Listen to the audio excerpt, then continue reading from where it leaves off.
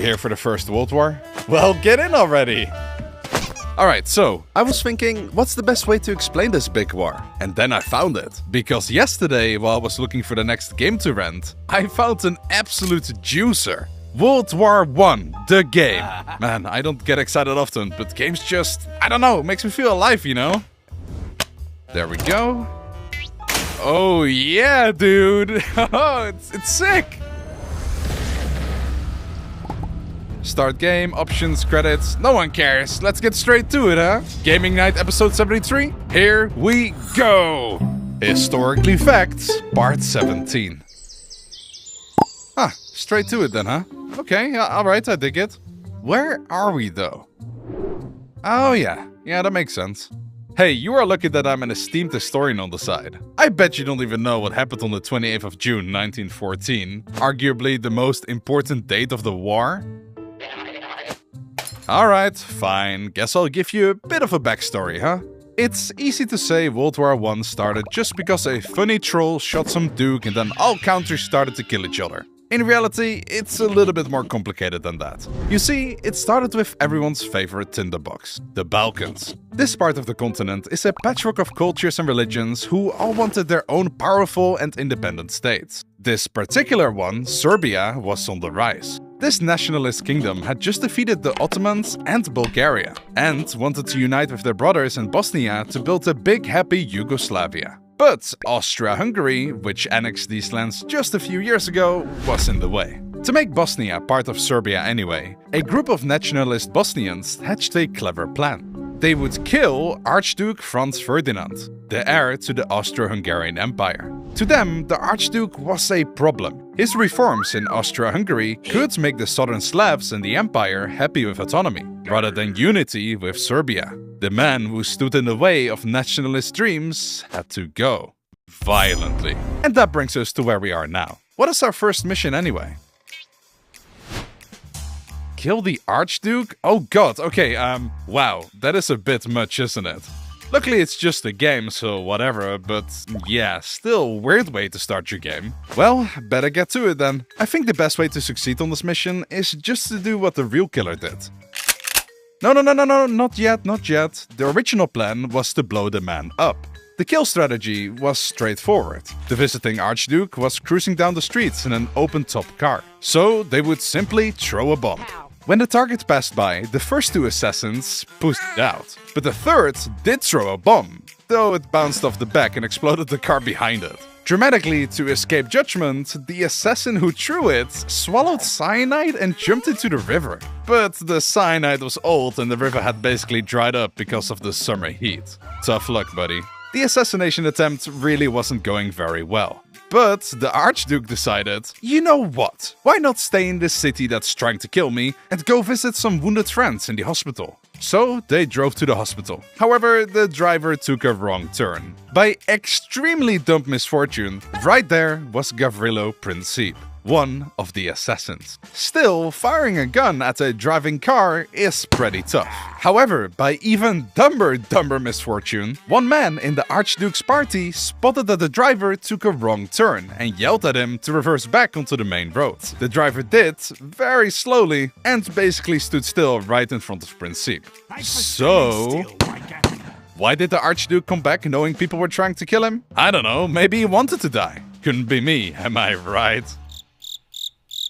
Okay, you are really awkward. Let's just kill the guy. Chop chop.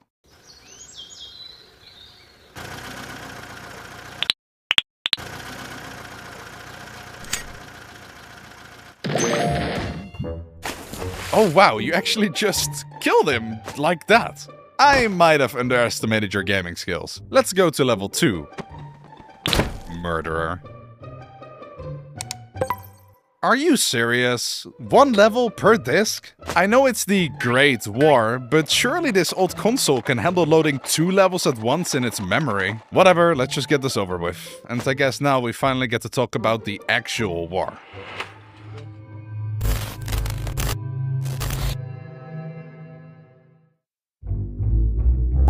time for mission 2. Let me explain to you what you just did.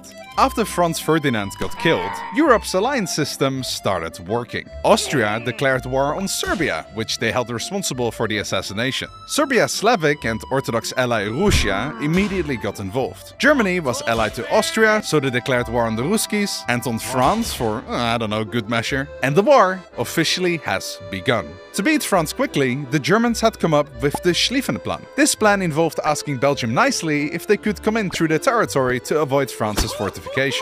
Belgium, of course, said no, so the Germans came in anyway, which got the British involved. Welcome.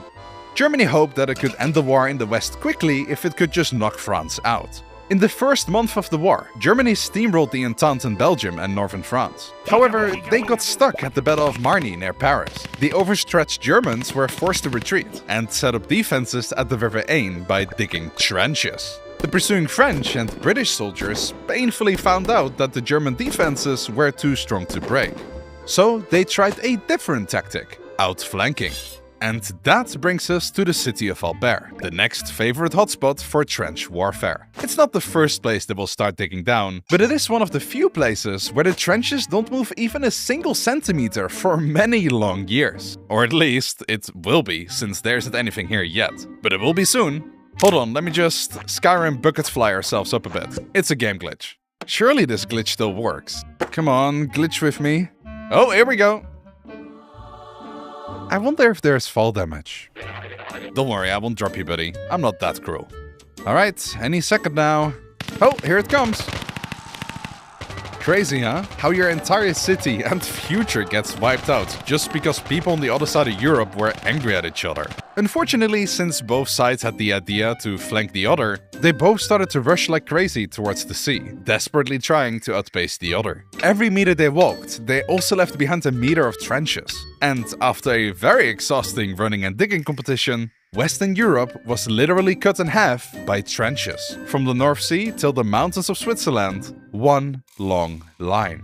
And there we have it, the trench warfare World War I got known for. Horrible stuff. Both sides waited in their trenches for the other to attack, and when command got impatient, they would initiate an attack themselves. First, they would shell with artillery onto the enemy trenches, though often with little to show for it, since the trenchwork defenses were too strong. This shelling could take hours, leaving many soldiers shell-shocked, and giving them PTSD they would live the rest of their lives with.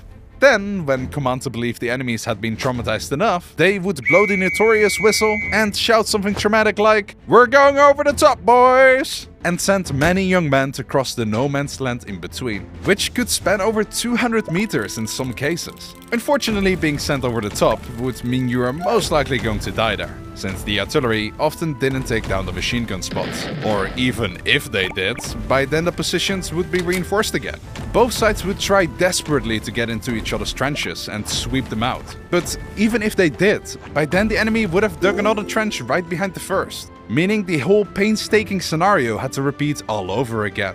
Every attack was costly because they didn't have armored vehicles that could cross the oh-so-feared land in between, and neither did they have planes with precise airstrikes. Both sides eventually realized sending their 18-year-olds to run at machine gun nests wasn't that cost-effective. So the Entente powers came up with a brilliant original plan. Let's have other countries' 18-year-olds run at the enemy instead, huh, mon ami? If you can't break the front door down, you try to set the whole house on fire. The British and French realized that if they couldn't break the invading German lines, they would have to outlast them. This is also the moment the conflict truly became a world war. Britain and France had a massive advantage: their global empires. They began treating the entire planet like a resource pool. Over 1 million soldiers were brought in from India, and hundreds of thousands more from places like Canada, Australia, and French colonies in Africa. These men were shipped across oceans to fight and die in a European trench for a cost that was thousands of kilometers away from their home.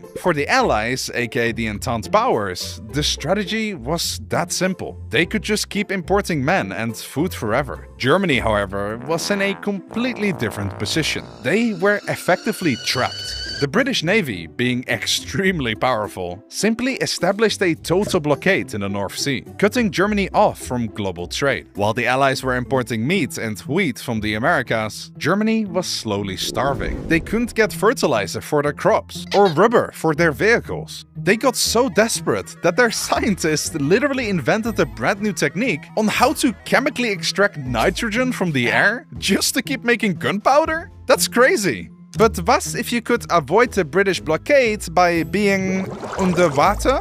Hello, German submarines, or U-boats. German submarines were really hard to detect, especially at the start of the war. So the Germans used them to sink the merchant fleets that kept the Allies fed, especially around Britain. It was the Uno reverse that Germany pulled to starve Britain instead. The U-boats would attack any fleet, Allied or neutral. One such sunken boat was the luxury passenger ship Lusitania, which had 128 American passengers on board. The United States did not like that, but not enough to join the war just yet.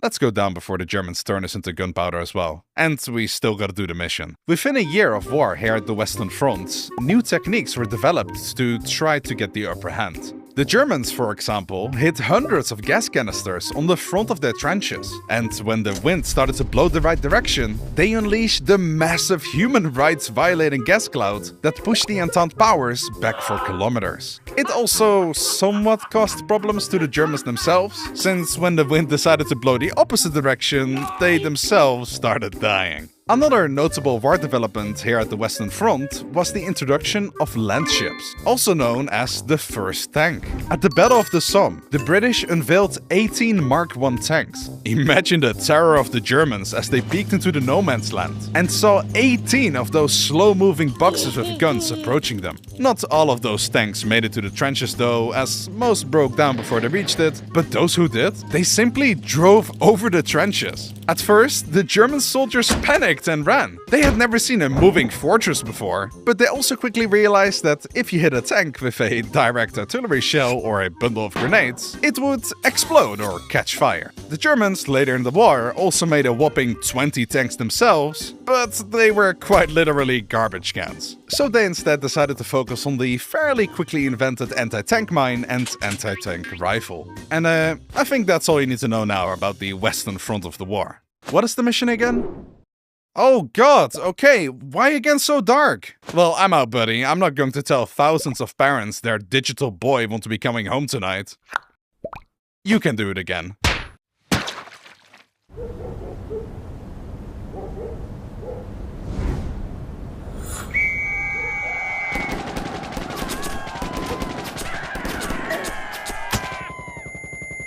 Maybe we should call it for today?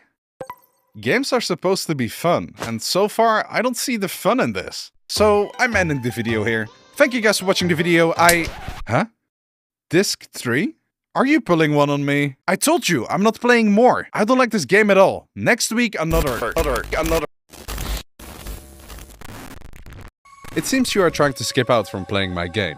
Don't worry about your friend. But you are not like him, are you? You just observe, never talk or interact. Like a glorified camera for someone else on, I don't know, YouTube for example? No matter what I try, you keep coming back. So it's time to attack the viewer for once. You're gonna like this one. Let's talk about the sponsor of this video, Mammoth.ai. Whether you love or hate them, AIs are pretty clearly here to stay. But I think it's also clear to everyone that the AI market is basically transforming into a Netflix scenario. First, you needed just one subscription to get all you need, but now you have to subscribe and jump across so many different models to do the simplest of tasks. That is where the folks over at Mammoth.ai come in the clutch with. With a smart workaround, they have created a system where for just a low $10 a month, you can get access to literally any AI model you need. Gemini, ChatGPT, DeepSeek, Flux, and Nano Banana, you name it, Mammoth.ai has it.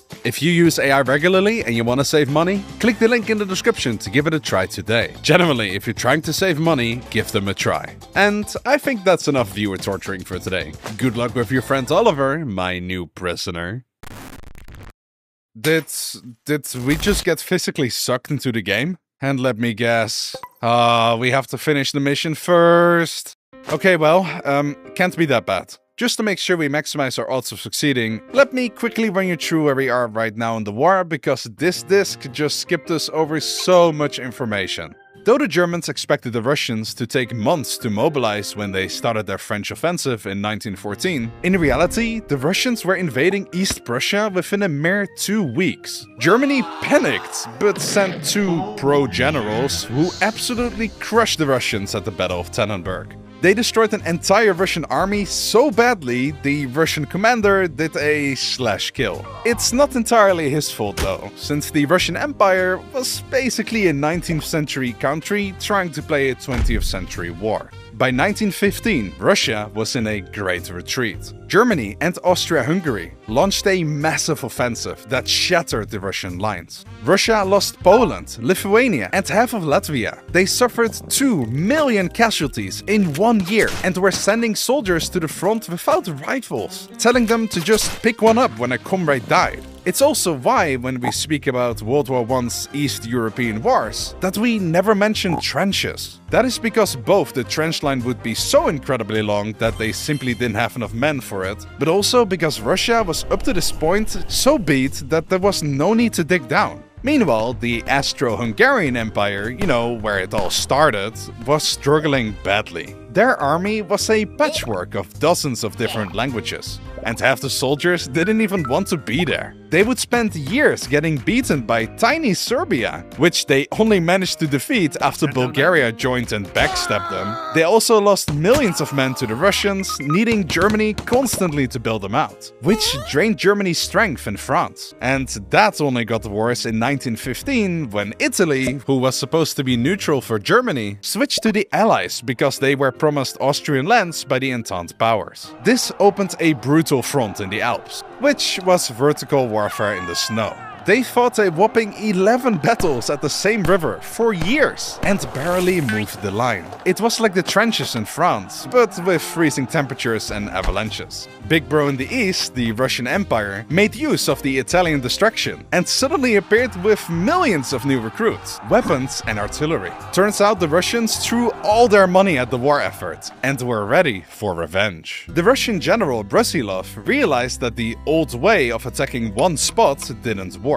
So with his new massive army, he decided to attack everywhere at once. An astonishing 450 kilometers long offensive followed. It was the largest Allied push of the entire war. The Austro-Hungarian lines broke so badly that they lost 400,000 men as prisoners in weeks. Their empire became so broken that for the rest of the war, the Austro-Hungarians weren't even an independent army anymore. Germany basically took over as their puppeteer.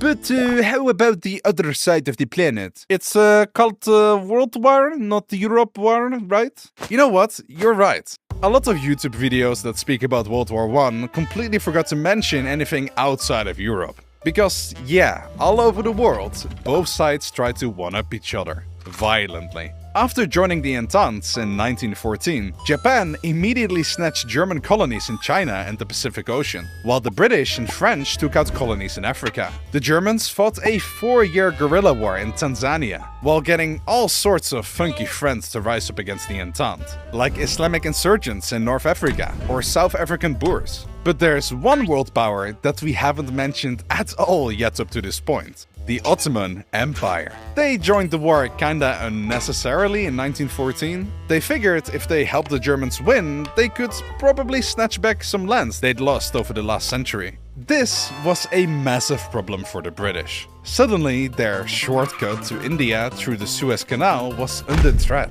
and the Russians had a new front opening up in the freezing Caucasus Mountains. But the Ottomans weren't as successful as the Germans in terms of war. They were getting squeezed on 3 sides, with the Russians in the northeast and the Brits in Egypt and Iraq. The Brits even rallied support for their cause by promising huge parts of Ottoman land to the Arabs, who rose in revolt. But they also offered overlapping parts of land to... 1 second? Ah yes. The Jews, the French, the Russians, the Italians, and of course, themselves. One specific Ottoman battle against the Russians, the Battle of Sarikamish, oh my god, what are these names? Hey, at least it's better than the Battle of Kut, which is really funny if you're Dutch. Anyway, I'm derailing. The Battle of Sarikamish went absurdly bad for the Ottoman. They basically lost their entire army because they froze to death. Morale was crumbling among their empire. So the Ottoman leadership, aka the Young Turks, used the Armenian population as a scapegoat, accusing them of being a fifth column for the Russian Empire. This caused the mass arrests of innocent Armenians. And the following year, a law was passed, which authorized the forced removal of Armenians from their homes. The men were shot instantly, and the rest of the households were sent on death marches into the Syrian desert, without food, water, or protection. Hundreds of thousands of Armenians were killed in a single year. This genocide of the Armenian people, which was masked by the Turks as simple relocation, kept going till 1923. Well beyond the war, where an estimated total of 1.5 million Armenians were slaughtered. To this day, in 2026, the Turkish government is one of the few countries in the world that still refuse to recognize the Armenian genocide that they caused. Just wanted to not skip this very important part of history, which might or might not have anything to do with nowadays politics. Anyway, back to the not-so-great war. The Turks, all things considered, held off their enemies pretty well throughout the war. It took, for example, the Brits years to reach Baghdad. The Entente were desperate and tried landing at Gallipoli to capture Constantinople, the Ottoman capital before it was renamed to Istanbul, to knock out the Ottomans out of the war fairly quickly, but that didn't go to plan. But finally, here in southern Palestine, the Brits hoped to finally break through the Ottoman defenses, capture some sweet water supply, and capture one incredibly culturally significant city, Jerusalem. So anyway, the British started building their army, until they got a numerical superiority of about 14-1 to the Turks. Seems like the Ottomans are about to have a real bad day. And so are we! Because according to our mission, we don't just have to survive the kebab slaughter, we also gotta push the British back? Doodly, we are so fricked. There's literally no way we can win this. The system gave us an impossible mission because they want us to lose. They want us to die here, Alan. I mean Doodly. But joke's on them. I know the Konami code by hand. Let me just...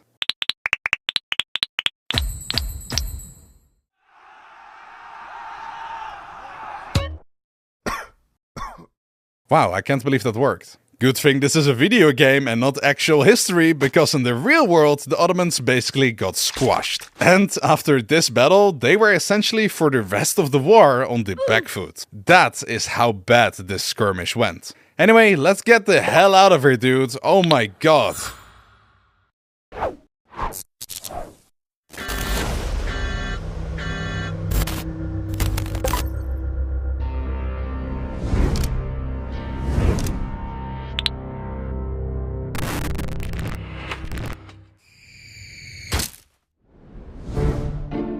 Hey, I appreciate you coming back, but I don't think we can finish this one. The system decided to simply not give us a mission this time to really make sure we're stuck here. And yeah, worst yet, the anti-cheat shackled me. And put snipers on the roofs everywhere so we don't do any funny business? I'll be unable to cheat ourselves out of this one, I'm afraid.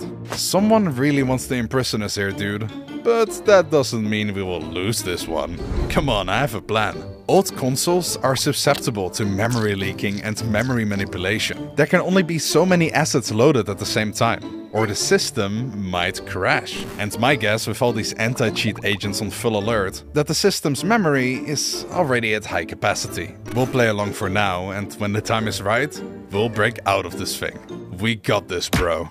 Oh, hello there, my friend Doodly. Diddly doodly, good to see you. Let's continue our World War I story. Wink wink. Remember that Russian general and his epic 450 kilometers long attack? Sure, it pretty much broke the Austrians, but it came at a pretty steep price. The casualties on the Russian side numbered anywhere between 500,000 to 1 million. The strain of the war weighed more and more on the Russian people. Their sons, husbands and brothers were dying on the front. The country was running low on food and the Tsar seemed completely incompetent. Also in part due to a certain big and strong man with a flaming glow in his eyes running the imperial court.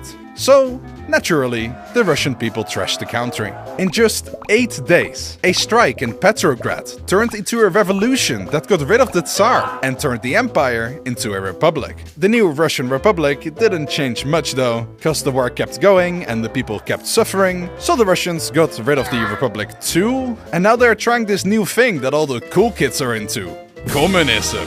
And most importantly, they tried to quit the war. The Germans felt cocky. Over the last few years, they had carefully laid out the groundwork to piss off the United States. They committed a few war crimes in Belgium, sunk a few boats with Americans on it, but what really broke the camel's back was a certain DM that the Germans sent to Mexico. Germany's foreign minister, Zimmermann, asked Mexico to join the war on the Central Powers side, and in return they would get a bunch of soft Western American states. The telegram was famously intercepted by the British, who quickly told the teacher about it, and that was the final straw for the Americans. They joined the war.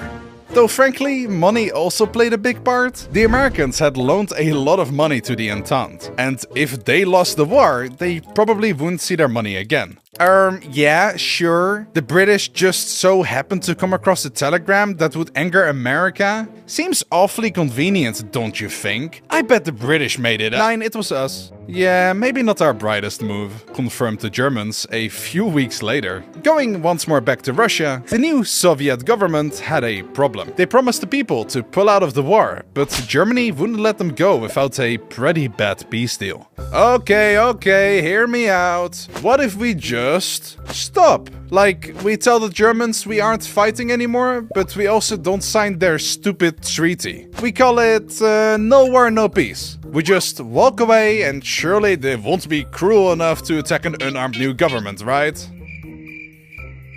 Trotsky? That is brilliant. Hey look, they stopped fighting! Trotsky's plan went about as well as you would expect. In just 11 days, the Germans smashed into the Russian lack of lines and took even more land. In the end, the Soviets were forced to sign the bad peace treaty deal anyway that followed in March 1918, and saw Russia lose about 1/3 of its population and over half of its industry. A bunch of new nations also popped up as German puppets, like Poland, the Baltic states, Ukraine, and more. But for every Russian that the Germans knocked out, there seemed to be 2 fresh American units coming to plug the front in France. It was time to hit the German panic button.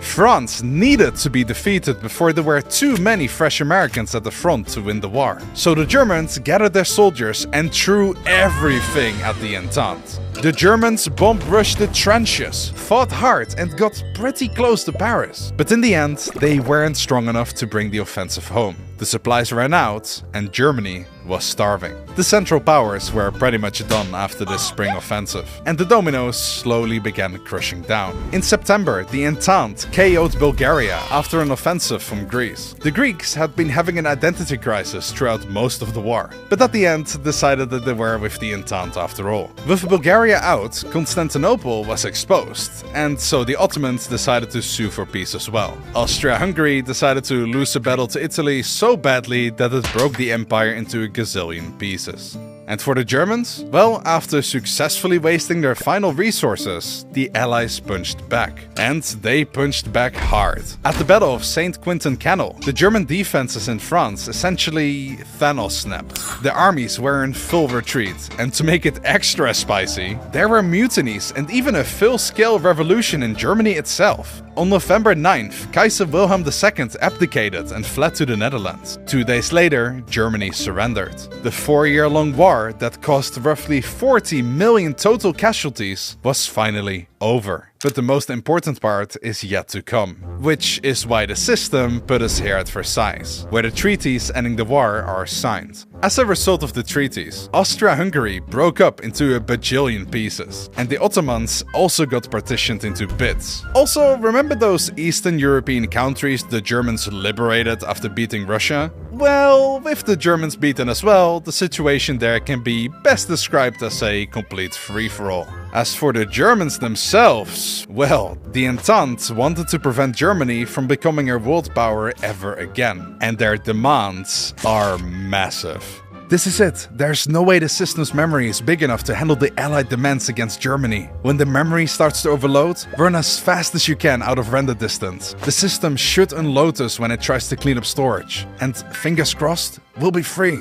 Let's finish this. Germany lost 1/8 of its territories and all its colonies. Their African possessions were yoinked by France, Britain and Belgium. Their Pacific ones were divided between Japan, America, Australia and New Zealand. While Germany's Chinese colonies were given back to Japan. Huh? Okay, a bit awkward. What's more, the German army was limited to just 100,000 men and no air force or submarines. Also, and this one kinda caused the Second World War, Germany was forced to take full responsibility for the war and all the damages it caused. And pay about $33 billion to the winners. No way.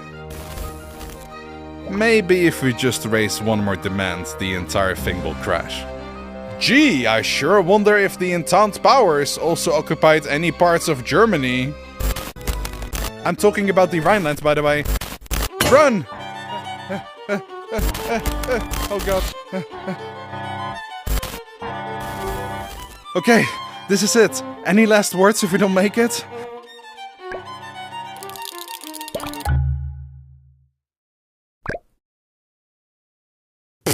Can't believe that worked. You okay? Also, what the hell is a Waldo anyway? Get out of here. Huh, would you look at that? Apparently, they made a sequel. To be continued in World War II. Coming soon. Or not.